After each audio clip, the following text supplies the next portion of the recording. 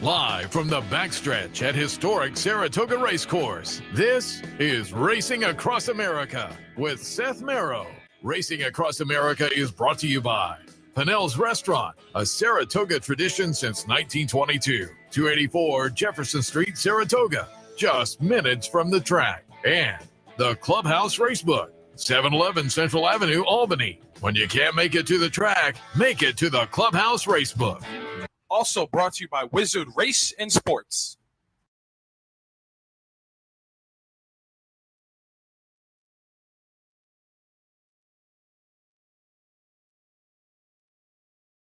Good morning and welcome to Racing Across America as we kick off week number 6 up here at Saratoga, live from our Clare Court set on, again, a gorgeous Saratoga morning. Looks like it's going to be a great afternoon. Looking forward to the racing, and we get a steeplechase race we get to talk about in just a minute, so that'll be fun as well. A little bit later on, John Wager will join us, director of Off-Track Fate of a Racehorse. There was a screening last week downtown. I went down, kind of profiles a lot of the Aftercare organizations, and with Aftercare Day being tomorrow, probably good timing to bring John in. He'll come up in a little bit. Tom Amello will join us with some trip notes and more. And Ray Howell and Jay Connolly doing a little handicapping. You can find them doing some handicapping most racing days over in one of the NYRA facilities here or there. So we'll get some thoughts on today's card from Ray and Jay. But we start things off, as always, on a Wednesday. Saratoga Special in the rotation today. Sean Clancy. Sean, good morning. Good morning. Good to be here. Happy to have you here. And I've been reading the Saratoga Special over the past few days, and you and Tom had nice your cup of coffee, and Tom had a kind of a rant. And on Tom, I was like 70, 20, 10. 70, I was right with him. 20, it's like, nah, not. And 10, it was like, yeah, I could go. I could go either way. That's a win. But I'll see if it's like a 21st century thing. I think he wrote, say good day, good morning, good afternoon. Don't just walk by somebody when they say. Man, I walk or run out in the park all the time, and like 50% of the people, you're walking down the road, and somebody makes eye contact, and I'll say, hey, how are you? Hello. Nothing. Yeah. It's like, come on. They're usually on their phone, right? Today's world. You're right. Exactly. And this place is better than most. Or they have the earbuds. Yeah. If they have the earbuds, then I don't say anything. Right. But if somebody looks right at you, it's like, hey, how you doing? Right. Nothing. It's like, oh, come on. But your column was good too. Be nice to people. I'm all about that. And today you had a nice profile. For folks who don't know, Janet Elliott was over being a Hall of Famer of the Hall of Fame. She stood up with the group. And for folks who aren't familiar with Janet Elliott, nice column on her today. Thanks. No, it was fun. She's retired from training this spring, and now she's kind of a racing manager for Kia Mori, who runs in the first today. Greg Hawkins is a great old client of Janet's. So she's here trying to handle being a racing manager instead of a trainer. So it's fun. It was cool. We go back a long way, all the way back to today's race, and that was a long time ago. But no, it's fun. It was cool. It was fun to write. And I think when they introduced her over there, she was the first woman in the Hall of Fame. Is that right? Yeah, I guess she was. I think that as they introduced her, they said that. So that was notable. I remember when she was up here training the steeplechase runners and whatnot.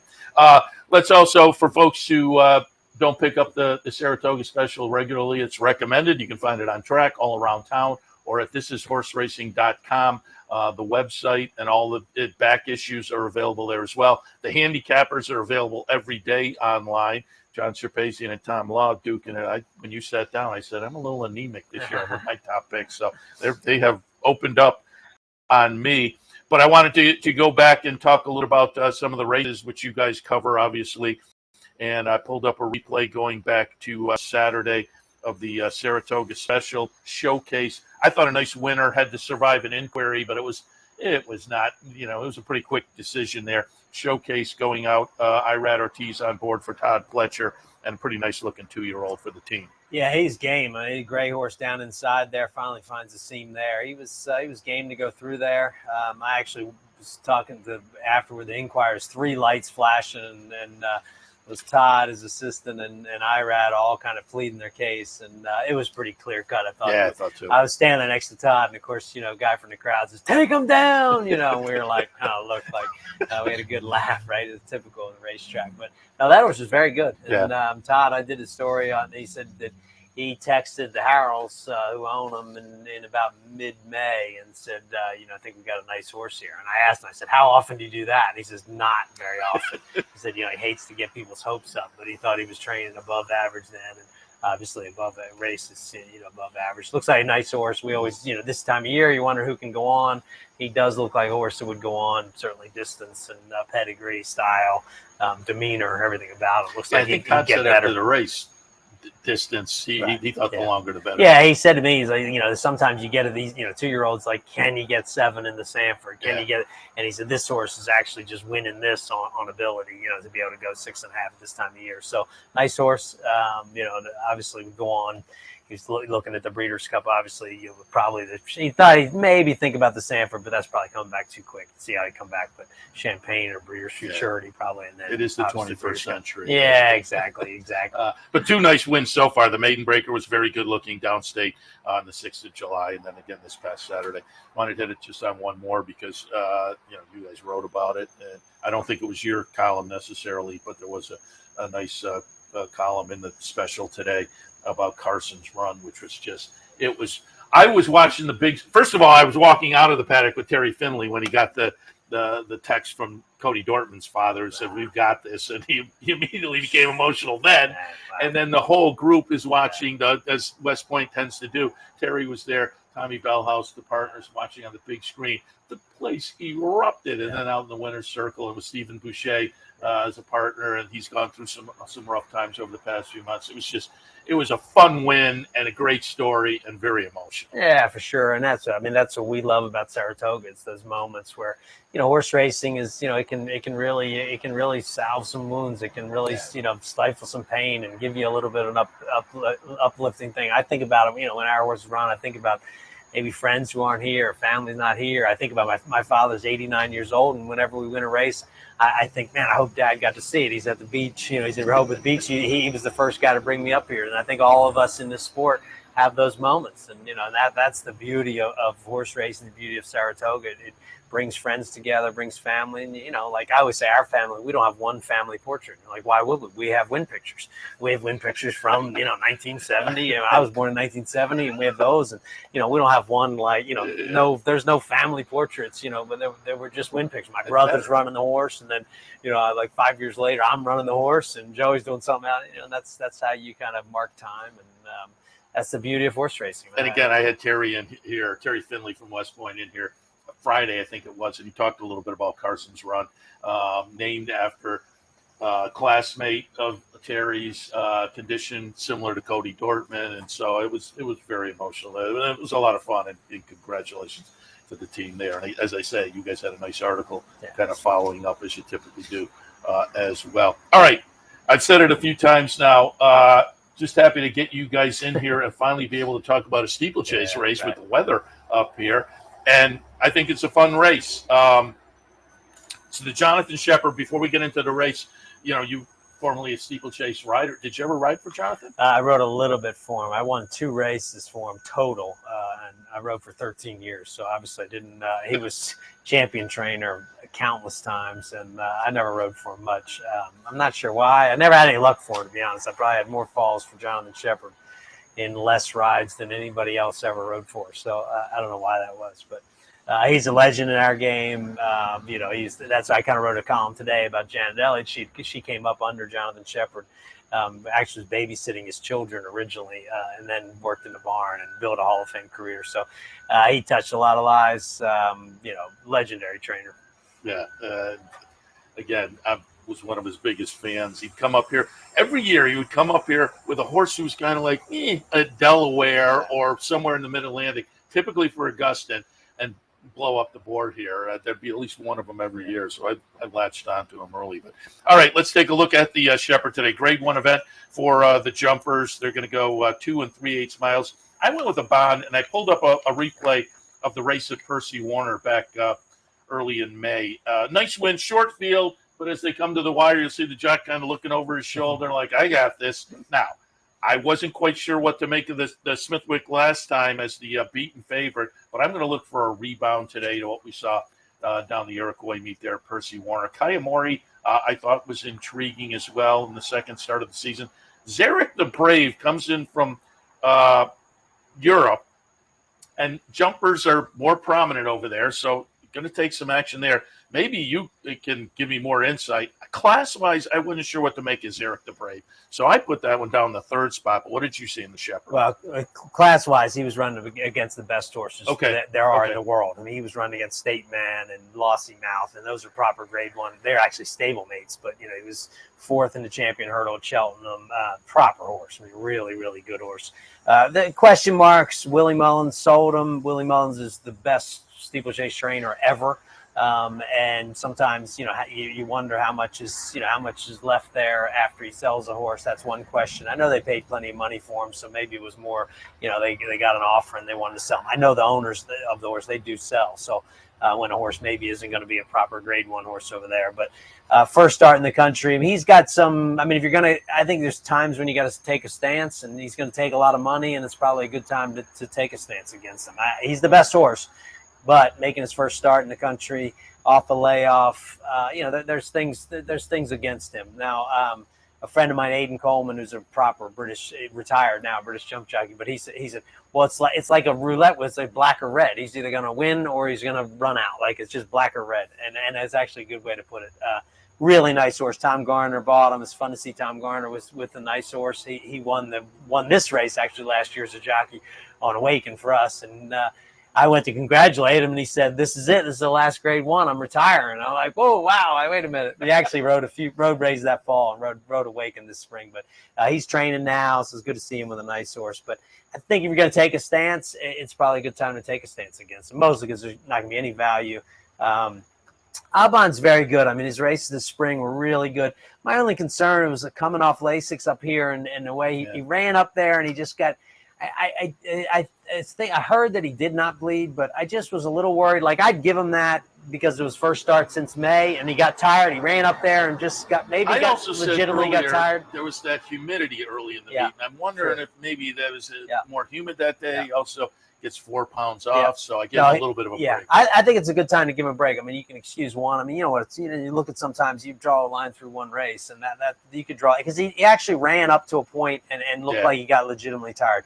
Looking back on it, Ziggle Pops and those horses had races. They ran at Aqueduct, so maybe he was a little bit fitter and fresher, where Aban hadn't run since May, possibly. But now that was the first start against Open Company. He was beating novices. And one of the keys, you got to look at some of these novice races, which they should be restricted, and it's not in the form. But those races this spring were restricted for novices. So that's important. Kiyomori, same thing. He won a 4-year-old race, 4-year-old stake last year. That's a restricted stake. So those little kind of nuances. That was a novice stake that he ran in at Foxfield.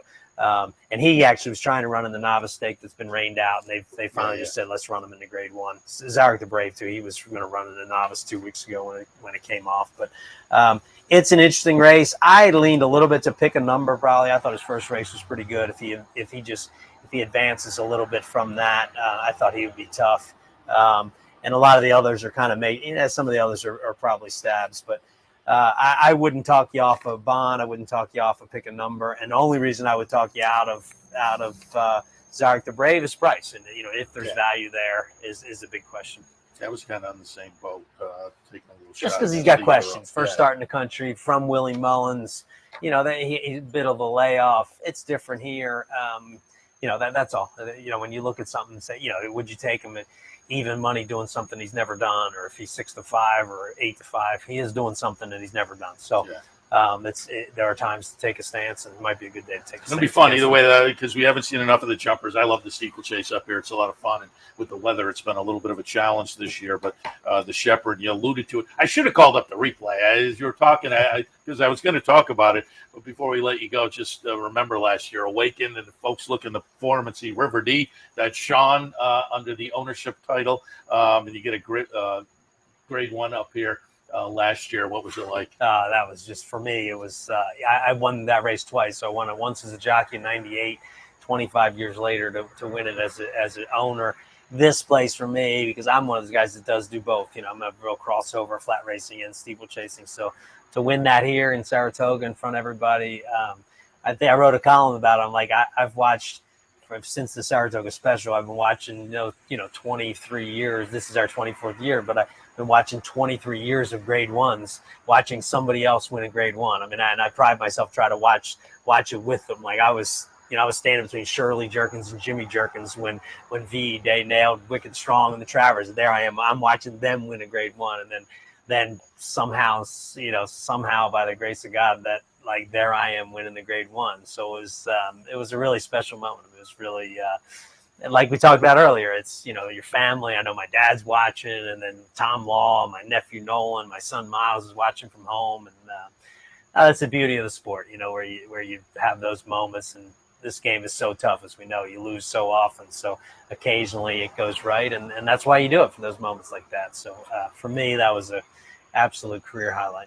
I'll also mention, because you just mentioned it, got me thinking. Miles has some bylines. Yeah, of course. Yeah, he wrote the preview. Nice. I actually wrote the preview of today's Jonathan Shepherd, and did a nice job. We handed it to him, and I told him, it's like you work with Joe and Tom on this, and my brother was great. He kind of helped him out and just cleaned it up a little bit. And actually late last night, Miles had gone home, and Tom Law said to Joe, he's like, "How much work did you do on Miles' story?" He's like, "No, not that much. I mean, I just cleaned up a couple little things." I mean, no, it's good. So it's cool. It's in the blood, baby. Yeah, it's great. Very good. Look, it's a great experience for him. It's like we talk about our interns coming up here. It's just a great experience for kids to, you're forced to talk to somebody and you're forced to write it, and it's just it's a great life skill. Trial by fire, but exactly. we've talked about the alumni before. It's a great list of folks that have gone through the Saratoga Special. And I see them every day. You have a nice group sitting in the front row up there this year, too, who are doing great work. And overall, great work. Saratoga Special, again, you can pick it up on track. You can find it all around town, price shoppers and whatnot, or thishishorseracing.com for the online version. Sean, we appreciate the visit. Thanks very much. Enjoyed it. All right, we'll take a break. John Waker's here, director of Off Track, Fate of a Racehorse. We'll talk about the film right after this. Stay tuned.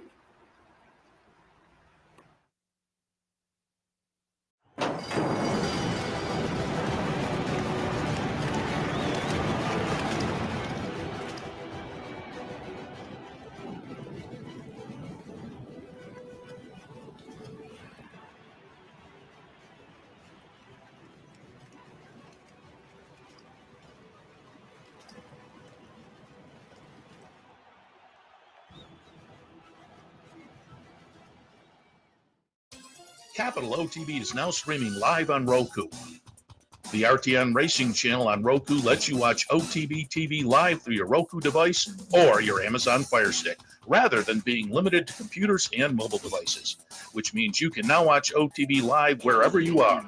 Simply open Roku, scroll to find the RTN channel, then click on OTB TV. OTB TV on Roku. Try it now.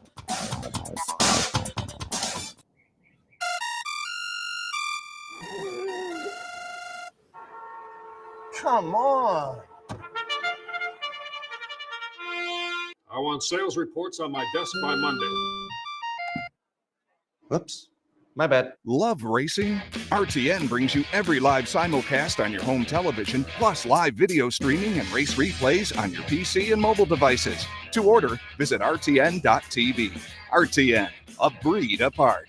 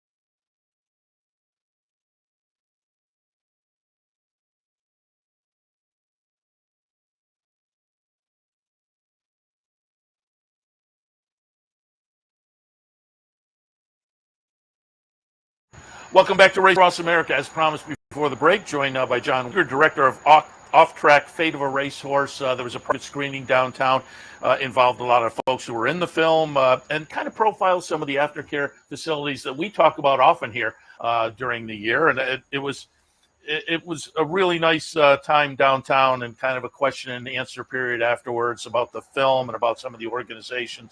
And it's a great way to introduce people to some of these organizations. We'll talk about how people can find it. Looks like it'll be out, going forward a little bit, hitting the festivals first. We'll hit on all that with John. Good morning. Good morning. Thanks for having me. Happy to have you on board. Yeah. And again, Off-Track Fate of a Racehorse.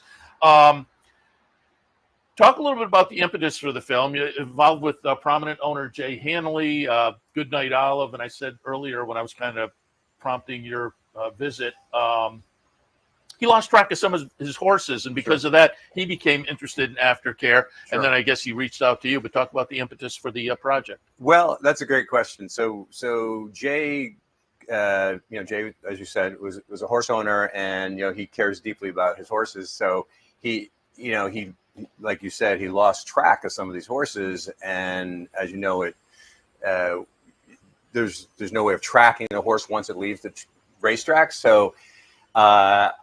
He has a passion for filmmaking, so he reached out to me knowing my work, and he basically wanted to make a documentary. And at first I was like, hey, I'm not a horse person. I'm not an animal rights person. I'm a casual fan. I live in Saratoga Springs. I work all over the country, but I was like, oh, okay, this is interesting. And then once I started, opening the hood on it, and I saw there's a world that I didn't know existed, and questions that weren't answered. And so I went into it with a completely open mind. I had no opinions. And I think that worked in our favor, because I was just out there and people talking to me. And it was and what came out of it for me, and I think when people watch the movie, is this energy and connection and healing part of the thoroughbreds is, you can't even put the words, it's off the charts. And when you watch the film, I know, Seth, you were at the private screening, it's amazing. I mean, people were crying. I mean, I had most people watch films said I cried 2 or 3 times just from the emotional impact it had. And so we went in to make a movie about aftercare, and what came out was a movie about aftercare, but this whole energy connection and to the horse and the healing power of the horse was something I know I didn't plan on, and it became one of the major parts of the film, which is exciting. What I appreciated about it was, over the years, and again, aftercare has become so important to the thoroughbred industry over the past 5 or 10 years, certainly, and in that last 5 particularly, and we have folks come in and talk about it a lot. And I've had a lot of the folks in the film. Rick Schosberg was in last week, and perfect timing for you to visit, because I had Rick in talking about Aftercare Day, which is tomorrow at the track. A lot of the organizations shown in the film will be represented over there, so it really is perfect timing. But I have had Val Buck here. I've had Michael Blown, who's one of my favorite people. You probably got more than you could use gold from Michael, but he's a lot of fun. Rick Schosberg, Kelsey Kober from Wallkill, I've had her in. And we've had these people talking about the programs, but it was fun watching the film, and you could see what actually went on. And you could see that human connection at Wallkill with the incarcerated people. There was a combat veteran who was at the screening who God bless him for being that open on the film. There was a teenage girl, or a young woman who was at another facility. Those were great. I pulled up some quick clips from the trailer, and folks can watch the trailer on the website. We'll give out that address a little bit later on. But talk about the filming process, and as they say, the folks that human connection, and those folks opening up for the film. That was an important part of the film. Like, first of all, you can't make a film like this without the cooperation of people letting you kind of go in the world. And for the most part, it was a film that it was an exploratory film, so it wasn't, I didn't go in there having this is my goal. It was like, okay, tell me what happens. And I think the aftercare folks were very just open to talking to me. I mean, there were some people didn't want to talk. I get it. They didn't want to like, let us in their world.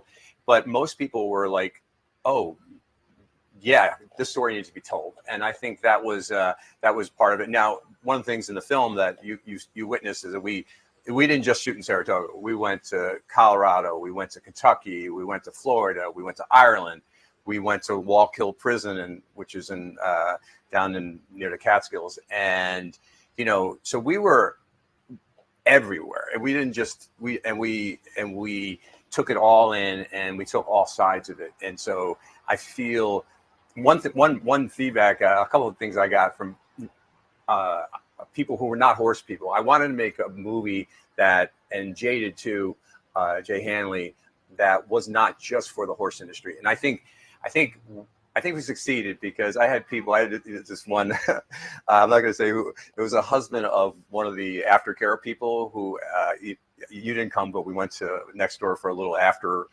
party kind of thing at a bar. And he came up to me and he said, I didn't want to come to see this movie. He's not a horse person at all. He was just married. He's married to, and he said, I just didn't really want to come. And I'm so glad I did, because it's not for horse people. It's for everyone. And that was our goal, because this is something that, there's little things that we take for granted that most of the public doesn't know. They don't know that horses live for 20, 25 years after they're finished racing. They have no idea that. That's a big one. They don't know things like basic, some basic things of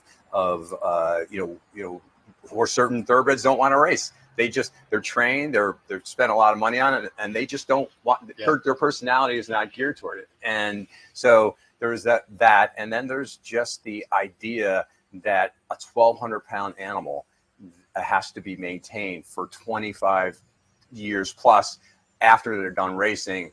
Who does that? And we asked a bunch of horsing fans one day when we were filming.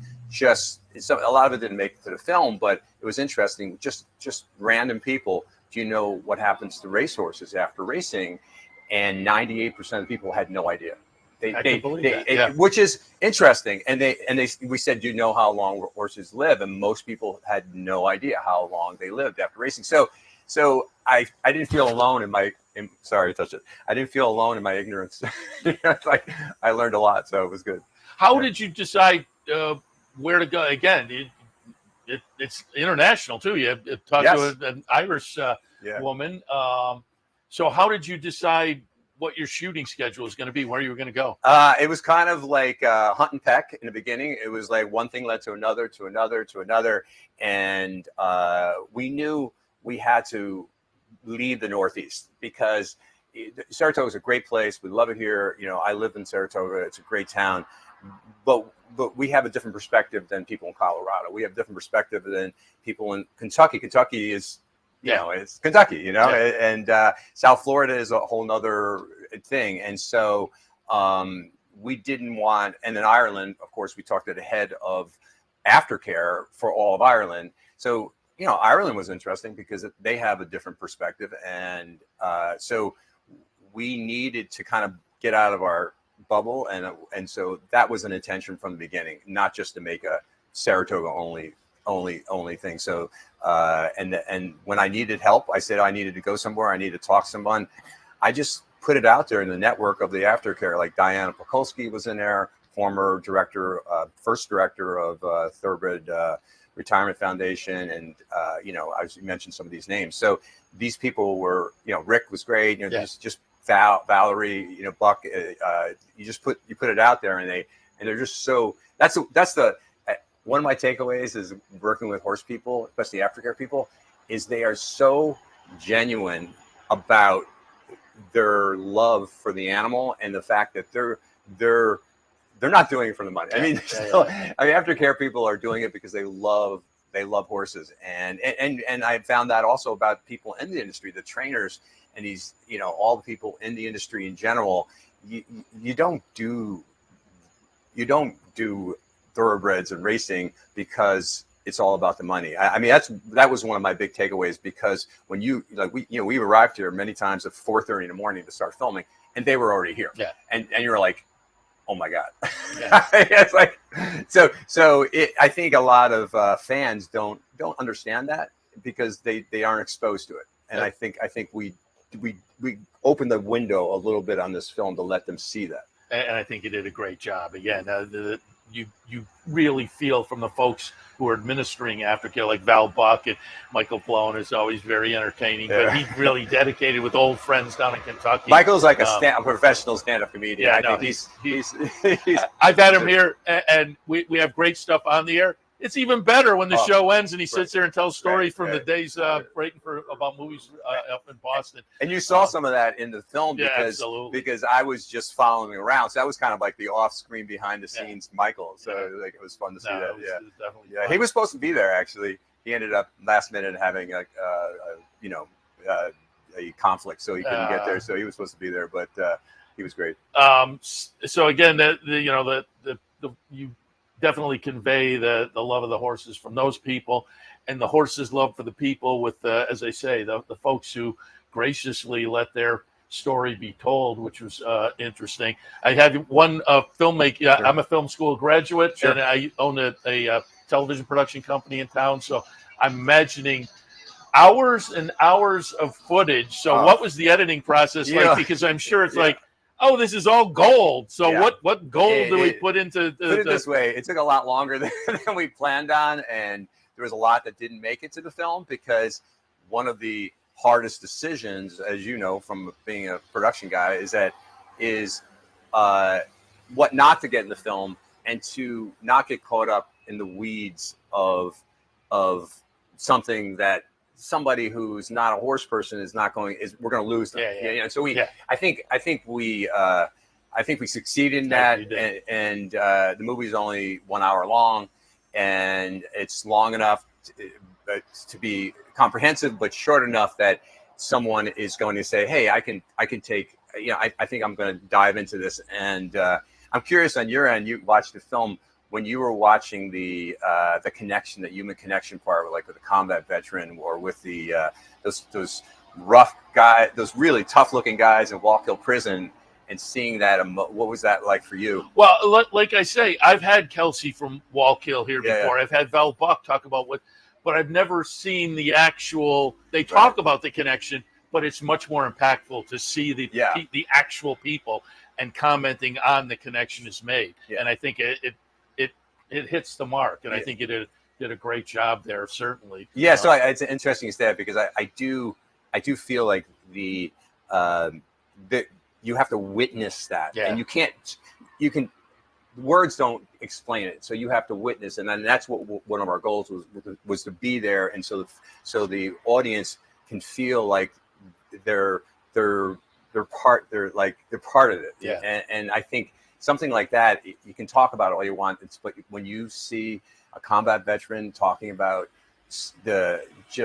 all the dark places he was in before he started working with a thoroughbred butter, and now what he's came through. He flew in from Kansas actually. Yeah, he was a fun part of the Q and the A afterwards.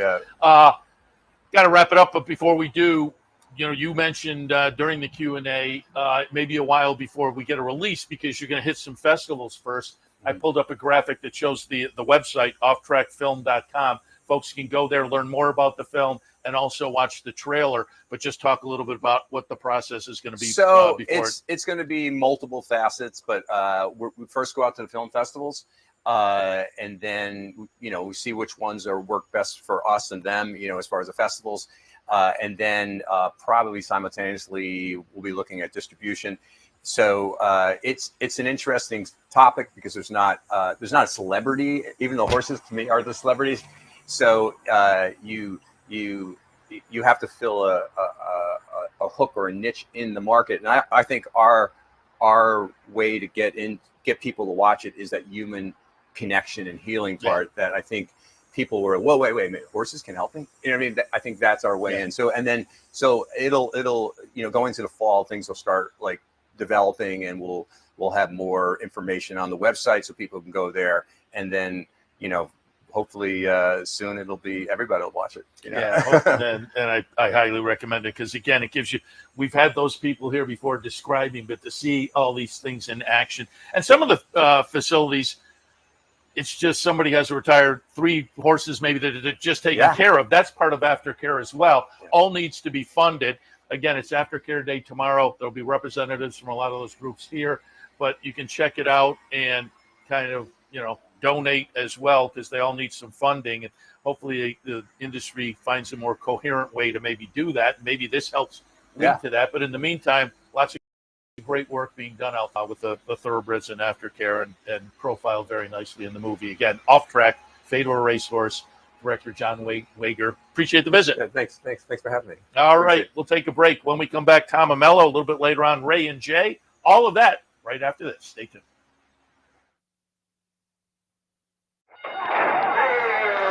Why just watch the races when you can be in the middle of the action? For nearly 20 years, Bonaventure Stables' share-based ownership program has made thoroughbred ownership affordable for the everyday fan. Ownerships of 5 and 10% are now available on a nice selection of horses. As a partial owner with Bonaventure Stables, you'll enjoy all the benefits afforded every owner. Visit with your horse in the private stable area. Greet the trainers and jockeys in the paddock. And when your horse wins, savor the moment in the winner's circle at Saratoga, Belmont, Aqueduct, or wherever you bring home the prize. Based in historic Saratoga Springs, Bonaventure Stables has been training winners and creating memories since 2005. Learn more, see available horses, and meet our team at bonaventurestables.com.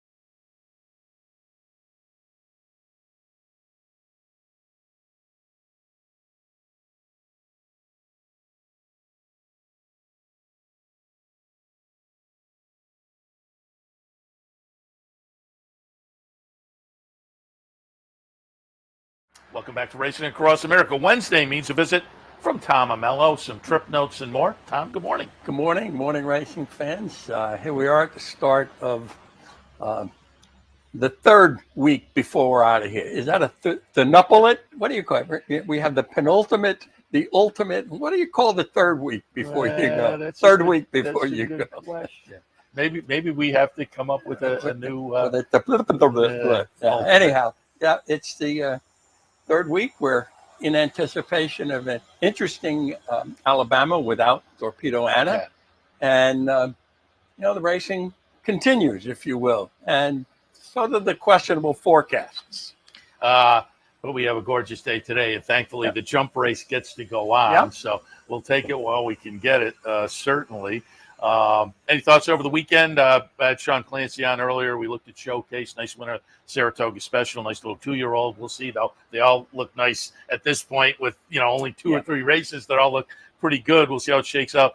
Carl Spackler in the 4-star Dave as Chad Brown gets his first 4-star Dave, and the emotional result in the Saratoga Derby. And Carl Spackler's nickname is going to be Dave soon, or Quick, as in quick call.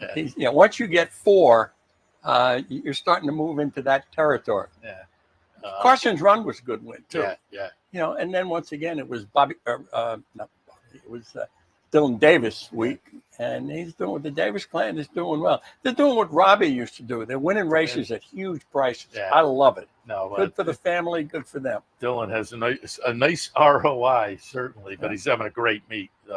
All right, let's jump into it. A little trip notes. Yeah, we're going to look at 3 races for 3 different reasons. The first race is the second race from August 7. They can run it anytime they want. The winner, not the winner, but the horse we're focusing on is the 8 Will Not Be Swayed.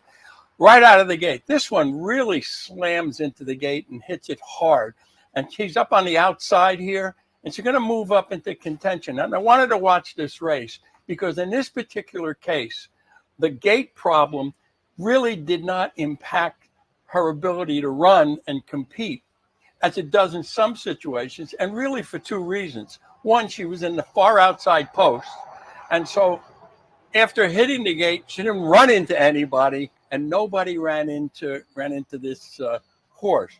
So she recovered, she moved up, she contests the pace, and the point here is that pay attention to the break as often as you can. I mean, I mark in my racing forms whether or not a horse is gate plus or gate neutral or gate negative.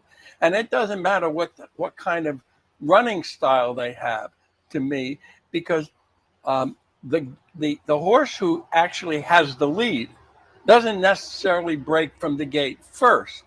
And what's important is who's breaking next to them. We're going to look at another gate and rough trip race in a few minutes. But this is one where a gate mishap doesn't hurt the horse. And the one thing we don't know, whether or not that horse was bruised the way they hit the gate, and will that impact the horse coming back? All right, so that was Will Not Be Swayed back on August 7th.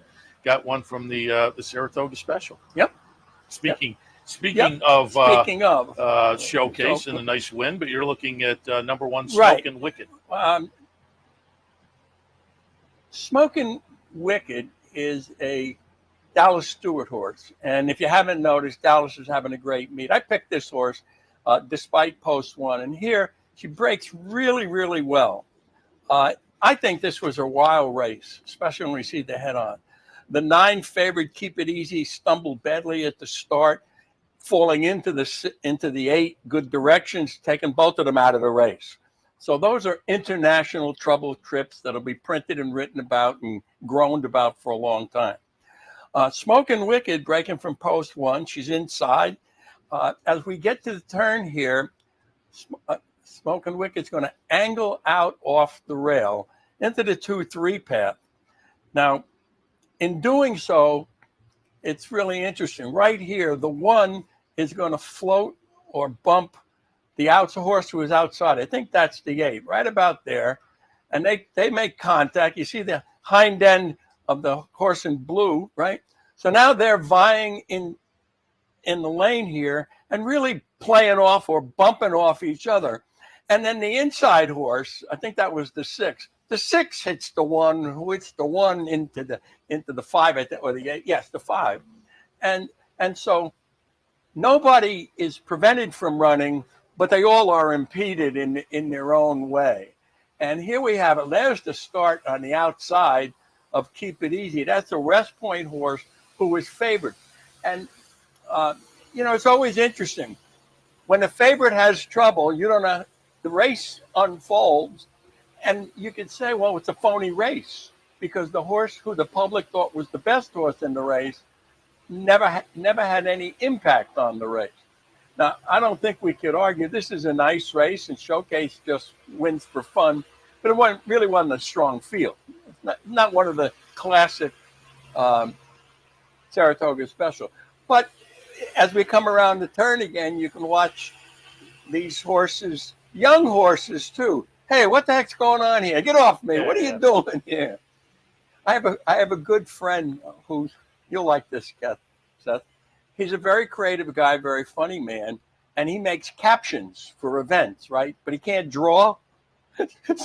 So he would make captions for horses in a situation like this, talking to one another. Hey, get off. What are you doing here? What are we going to do after the race? And so on. But he couldn't draw a horse. So he's taking art lessons. Yeah, it now. Still works. You're right. There is a lot of activity. There's a lot of activity here. And folks will think, well, the main event of this race was just the start where the West Point horse, Keep It Easy, fell down. Okay.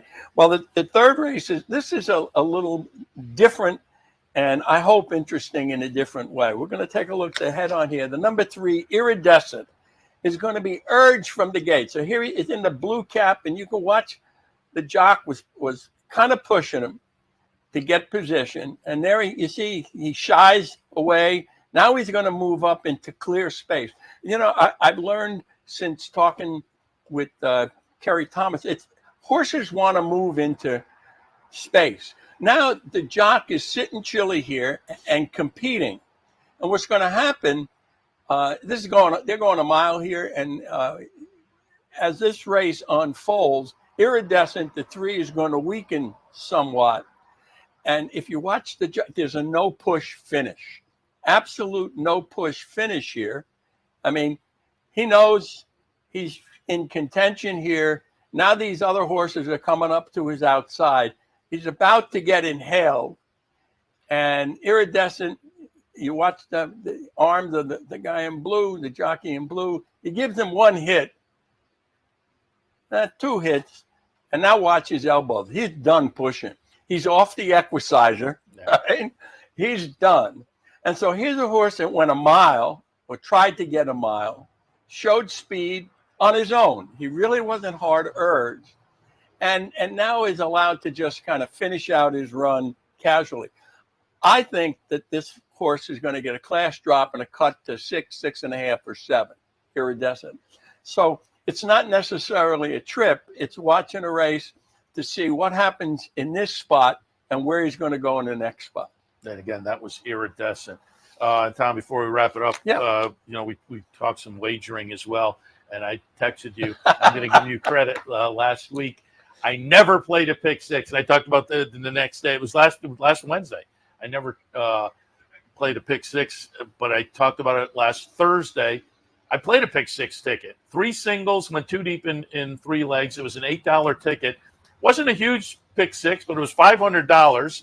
And I sat down and I thought, it's going to be kind of logical today. I'll take a shot. But I gave you credit because on last Wednesday's show, you said, you always have to put a little small ticket together of your top picks, because if it wins, you'll kick yourself if you don't. And so I'm giving you partial credit for the pick 6 play. You're kind. We'll have a MIG sandwich on you. How's that? I like that. We'll go to Cardona's, have a MIG sandwich. You're right. The whole thing is that, sometimes I say, well, I'm going to make this play for 40, 30, whatever it is, 50, and if I put in 150, I might not hit it. So if I don't hit it, I don't hit it, and that's it. But it's just, folks need to spend more time asking themselves, does this ticket represent my opinion, or am I fishing? It's okay to fish. Don't get me wrong. You can bet any way you like. But if you're playing the game and thinking about the game, it's a game of opinion. Bet your opinion. Yeah. Thanks again. No, it was fun, and as I say, because I think that was kind of the spark that take a look. I think it was kind of logic because I never played a pick 6. God forbid it was all 5 on top, right? All 6 on top, and you're sitting on the sidelines. Yeah. It would have been. And by the way, who cares if it's 500? People complain about having to go to the IRS window. Please, God, touch me. Let me go every day.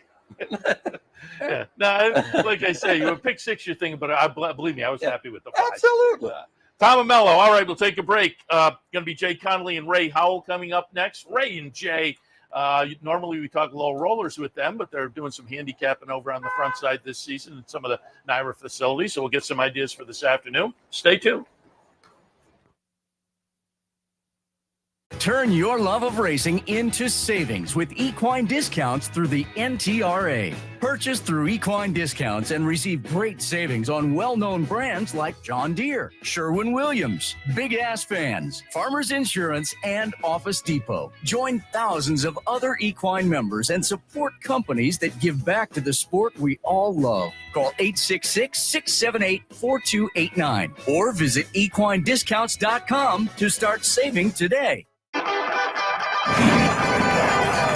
Want to get your career in horse racing off to a fast start? Well, the University of Arizona's Racetrack Industry Program is your winning ticket. The Racetrack Industry Program has served as a springboard to some of the industry's most successful individuals, with a proven track record of job placement right out of college. If you want to earn a degree in the exciting horse racing industry, the Racetrack Industry Program can put you in the winner's circle. What if there was a way to become a better horse player, to have a better knowledge of the game, to be more successful? What if there were a way to take what you've learned, what you know, and make better decisions, better choices? In horse racing, knowledge is a powerful tool. Race results and replays, past performances and live streaming, wagering from all your digital devices. Capital OTB. Become a better horse player.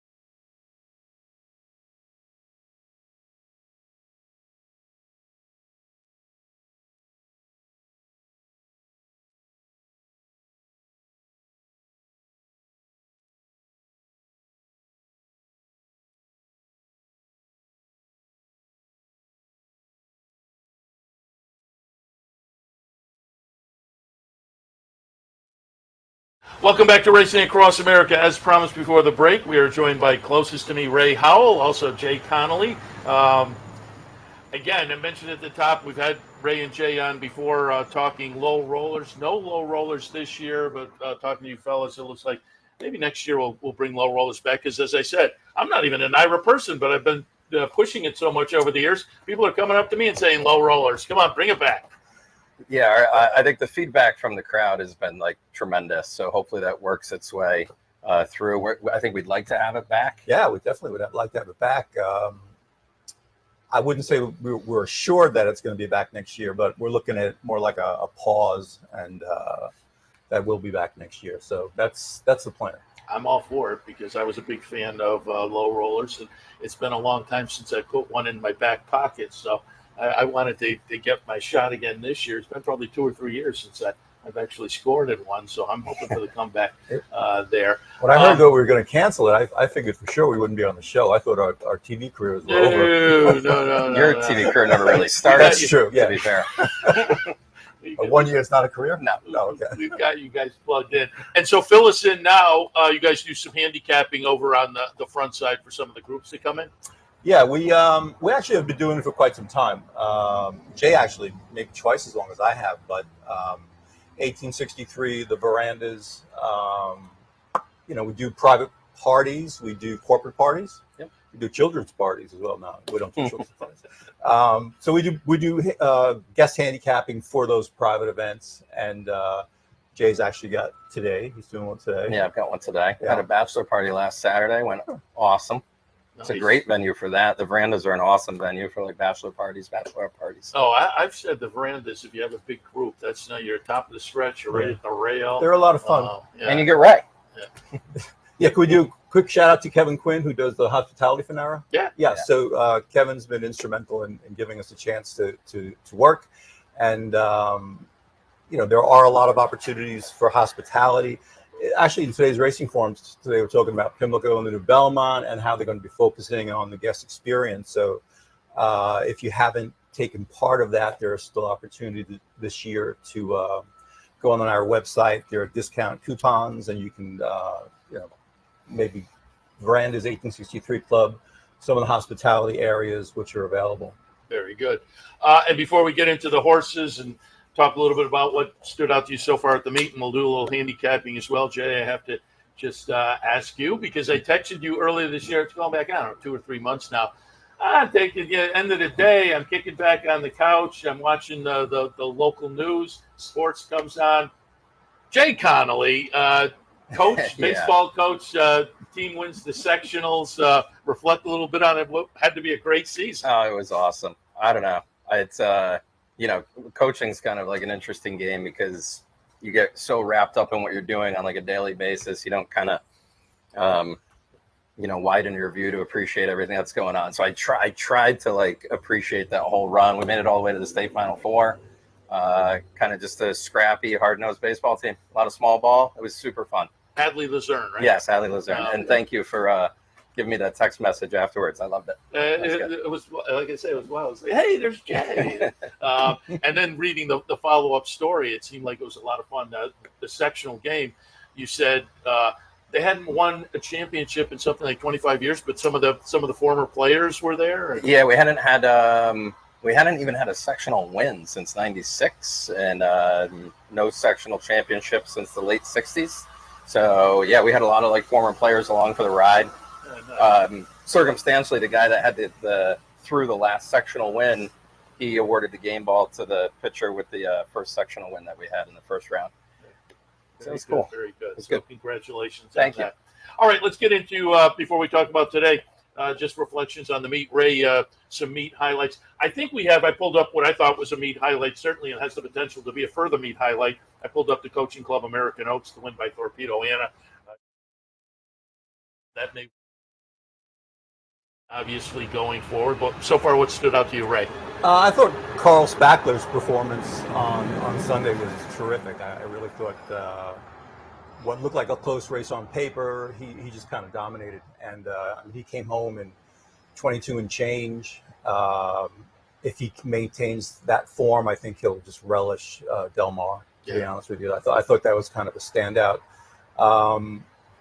I thought Arthur's ride was impressive. I'm not going to go crazy with it. It may fade it a little bit. I thought Krupe actually ran a tremendous race. According to the GPS, he was 2 seconds behind at the 6 furlong pole and made up almost all of that ground in the last part. So that kind of long sustained drive on that track, the way he was playing earlier in the meet, was impressive. Plus he lost ground on both turns. So I'm looking forward to betting him back maybe in the Jockey Club Gold Cup or in the future.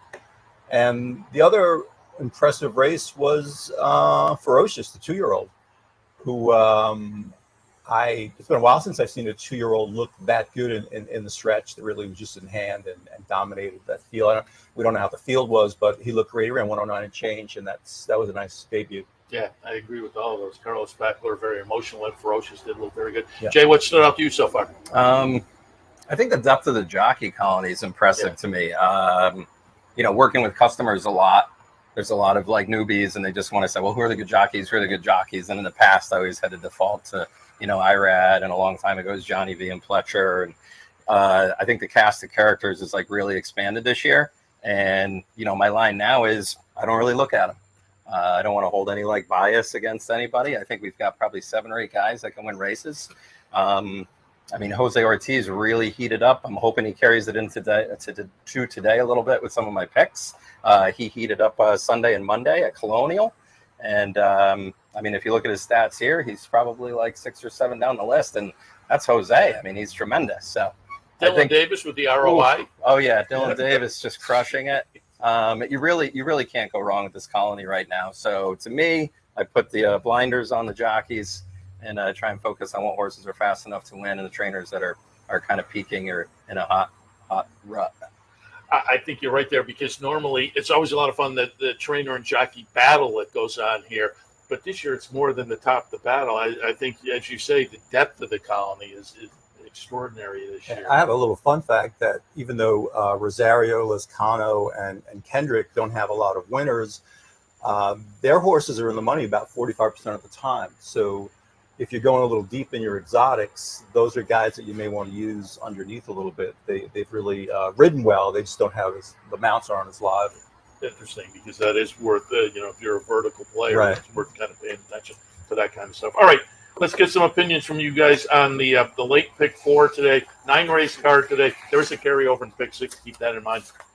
But the late pick 4 will kick off in race number 6. Made specials going 5.5 on the grass. I went with Anascal on top here. I thought there was a little bit of breeding. Sibling Liar's Poker was a win early type. But the Cassie horse on the outside also intrigues me. Speaking about somebody who's having a hot meet, Mark Cassie. Yeah. But Jay, we'll start with you. What did you see in the 6th? I actually landed on a horse that scratched, of course, because they knew I was going to be on the big TV program here. So I had Teller to win with the scratch of Teller to win now. I suppose I'm going to use Anascal. I think this is more of a spread race. I have an opinion in the 7th, and I think the 8th might be a little bit more narrow. I'll probably default to Ray on that. But I'm probably spreading here. I guess my big opinion here is that I'm not in love with Kara's Dreamweaver on the rail. Right. Friedman's like 1 for 20 on turf in his last 100 starts. He doesn't pair up with Manny Franco very often. Like, certainly the horse can win, but I think this is a great opportunity to spread if you're playing the late pick 4. And I'll probably use horses like Young at Heart, Disco Star, like you mentioned, maybe even Timia, the 9, if I'm pronouncing that correctly. I'm probably going to really go deep here. So yeah, it's fortunate that it's the opening leg of the pick 4, so you can kind of do a little board watching. Yeah. But similarly, Anascal, I also like Gatitiz a little bit. I think Saez will put the horse in the mix early. Those are like my A's, and my B horses. Mischief Lady, I like a little bit. That combo of Dylan Davis and Barker, it's a small sample, but they're like 25% on first-time starters. And then I think Disco Star, just using Mark Cassie, who's the hot trainer. So those are probably going to be my 2 A's and my 2 B's in the 6th race. I will let the 1 beat me. If the 1 wins, I'm out. You mentioned Gatitiz, and I will say it doesn't happen often, but siblings, back-to-back races. Gatitiz is a sibling to, in race number 7, Fontana Freda, who goes in the 7th. I have that one in the mix. But the 7th, I'm going to be interested to see. You said you had an opinion, because I made my dark horse play of the day today, the number 10 in the 7th race, which I think is a wide-open race. But Ghostly Girl at 15-1 coming off a win earlier in the meet, I thought Ghostly Girl was a little bit interesting. I'm taking my pop there.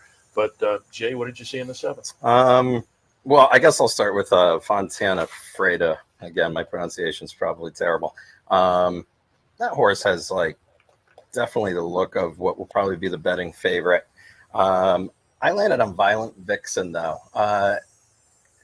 Looking at the form, Violent Vixen appears to be going first time out for Jose Bernardini. But when I looked at like the chart from the last race, that horse was claimed by Michael Maker. So I know Michael Maker's been having like a tremendous meet with first time off the claim. And I don't know what happened with the ownership. The ownership group is the same, but whether they transferred, I have no knowledge of the inner workings of how that stuff lays out. But it looks like Maker claimed the horse before being transferred by the ownership group to Bernardini. So I thought with Michael Maker having such a tremendous meet with first time claimers, I would probably give that one a whirl. That's interesting. That's an interesting little sidebar there. I'm curious now as to what did transpire. I don't know. Ray, what did you see in the seven? I'm going to say far away from Fontana Freda, the 3-horse. I don't like to drop the 12-5 at all. I think it smells of fire sale to me. I don't like the connection, so I'm gonna fade that horse. And I don't really have a strong opinion in the 7, so I'm gonna. It is a completely wide open. Yeah, race, yeah. So, but once again, if the 3 wins, I'm out. So. All right. So it's not like you to play against favorites like this. Well, I would use them defensively, but I think you have to go pretty deep in some of these races. So I don't have a room for too many defensive picks. Yeah, this one you definitely have to go. 8th race this afternoon. Allowance non-winners are one other than 1 mile on the turf. I went kind of master of the obvious here, Revelita. Not a strong opinion, but I just thought probably had a little edge for Chad Brown. I would have used the other Chad Brown, the Chad Klarovich runner preliminary. I probably would have put that one on top. I'm a little scared of the post position in there, though. But, Ray?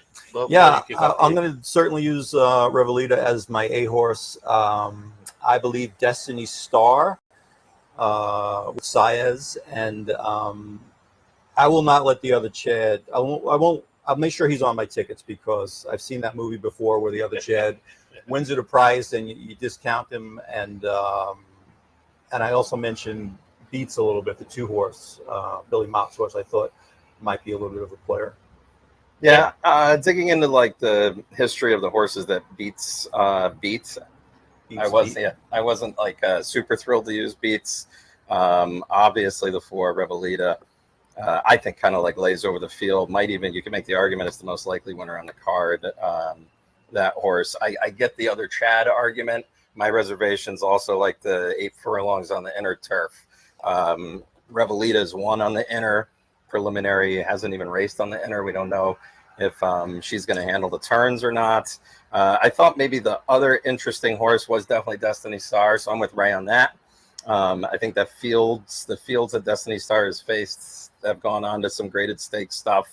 Curlin's Girl also has faced some tough turf animals in her career too. So I think for me, I was 4-3-10, and then I'll probably defensively use the 11, like Ray said, just because the other Chad just always gets you. It's got the perfect Chad profile, the year layoff, the whole thing going on there. So it'd probably be like about 8-1, and I don't want to leave them up to 10. No, I hear you.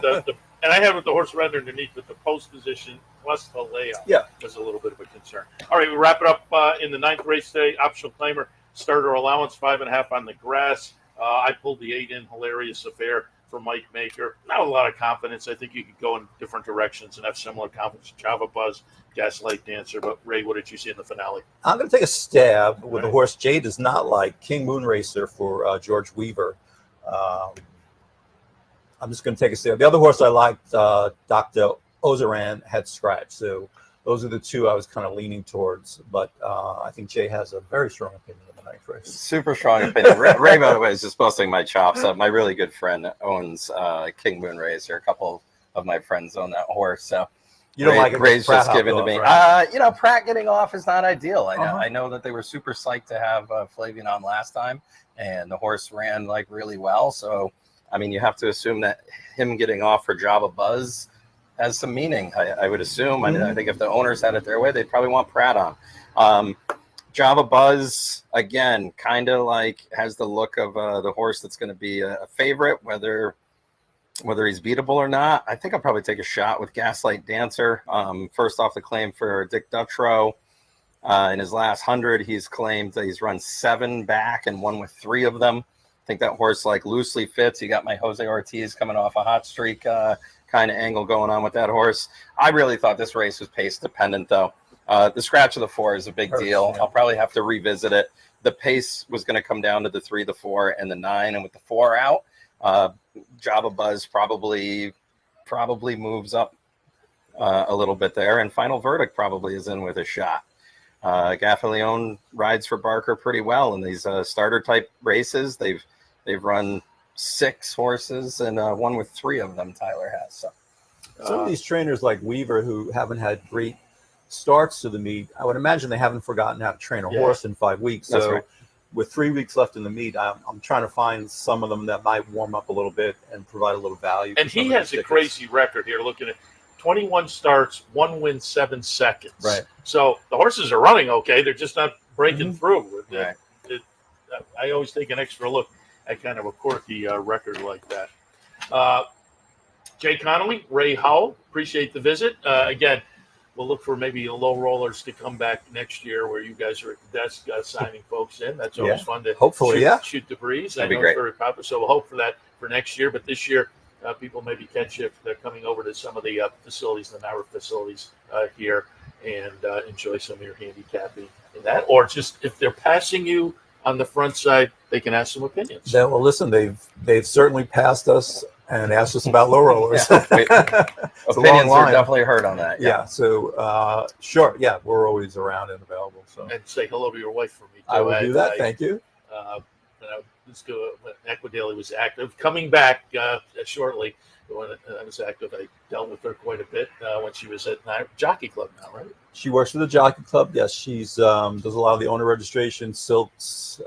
She's basically their New York field agent, yeah, she's been doing that for several years. Excellent. Very happy. Excellent. All right, appreciate you guys stopping by. We'll do it again sooner rather than later, and hopefully we're all lucky this afternoon. All right, thanks a lot, Seth. You. Thanks for having us. Appreciate it. Ray and Jay, we'll take we'll wrap it up for this edition of Racing Across America. Again, great Thursday. Weather is gorgeous. If you're going to come up, enjoy it.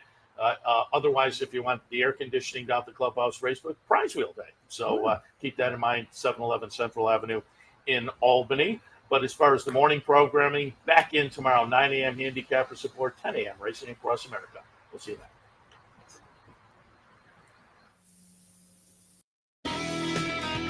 You've been watching Racing Across America. Racing Across America has been brought to you by Pinnell's Restaurant, a Saratoga tradition since 1922. 284 Jefferson Street, Saratoga, just minutes from the track. And the Clubhouse Racebook, 711 Central Avenue, Albany. When you can't make it to the track, make it to the Clubhouse Racebook. Also brought to you by Wizard Race and Sports.